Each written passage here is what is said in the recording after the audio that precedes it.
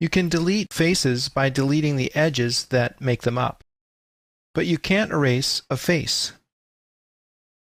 I'll use the eraser tool and click on this face and nothing happens. Instead, what I can do is use the select tool and click on it, and then press the delete key, and the face is gone. I can recreate the face by tracing over an existing edge. There's no need to delete an edge and then draw it in again. Instead, just trace over an existing edge, and the face will be recreated. Now this edge here is not duplicated when I trace over it. When I first started using SketchUp, I thought that was cause for alarm because in AutoCAD, if you have coincident lines, it can become a problem later on.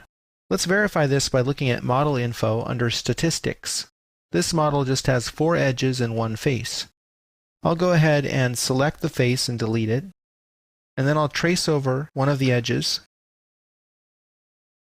And the only thing that changed was that we now have a face. We still have just 4 edges. You can break edges and faces by drawing a line across them. And this is a new feature in SketchUp 7.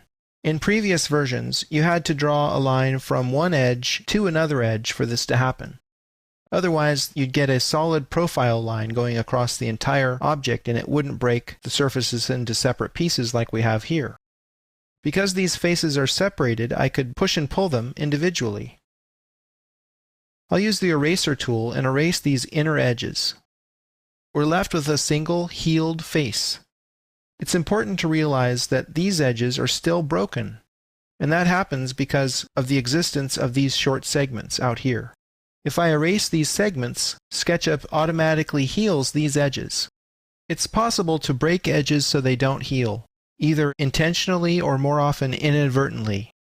To break an edge, draw a line from an endpoint to some arbitrary point along the edge.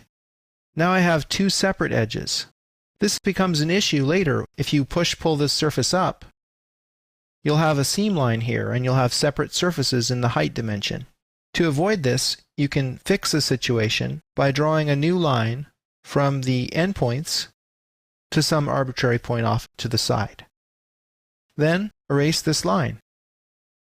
SketchUp will automatically heal this edge, making it whole. And if I push-pull this surface up, we no longer have that problem.